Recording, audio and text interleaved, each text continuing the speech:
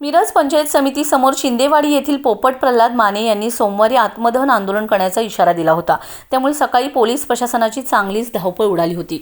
एरंडोली आणि शिंदेवाडी ग्रामपंचायतीतील आर्थिक अनियमितता व दिव्यांगांसाठी राखीव निधी खर्चाबाबत कारवाई न झाल्यास 2 मार्च 2026 रोजी कार्यालयासमोर डिझेल ओतून आत्मदहन करणार असल्याचा इशारा त्यांनी दिला होता।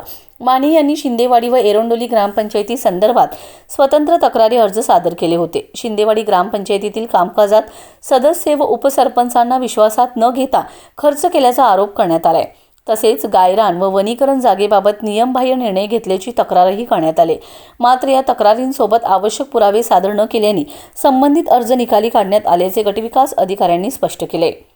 दरम्यान एरंडोली ग्रामपंचायतीकडून सन 2021-22 ते 2024-25 या कालावधीत दिव्यांगांसाठी राखीव 5%, 10% व 15% निधी खर्चाबाबत तफावत आढळल्याची तक्रार माने यांनी केली।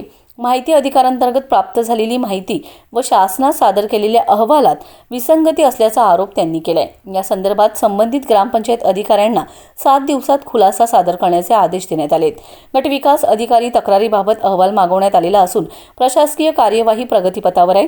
केवळ प्रशासकीय प्रक्रियेला वेळ लागत असल्याच्या कारणावरून आत्मदहनासारखे टोकाचे पाऊल उचलणे बेकायदेशीर असून अशा आंदोलनामुळे होणाऱ्या कोणत्याही जीवित किंवा वित्त हानी संबंधित व्यक्ती स्वतः जबाबदार राहतील असा इशाराही पत्रातून देण्यात आलाय।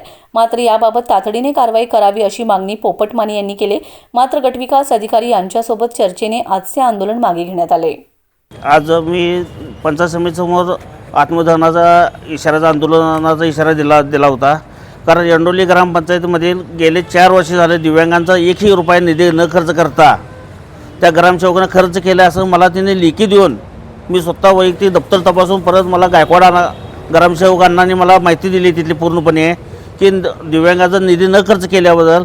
पण BDOंना मी जवळजवळ 1.5 महिना झालं मी पत्र देऊन की दिव्यांगाचा 5% निधी खर्च करायला काय अडचण आहे तुम्हाला, पण तिने आज कुठलीही कारवाई न केल्यामुळे मी आज पंचायत समितीसमोर आत्मदहनाचा इशारा दिला होता। पण मला तिने 15 दिवसात कारवाई करतो म्हणून असं BDOने मला पत्र दिले।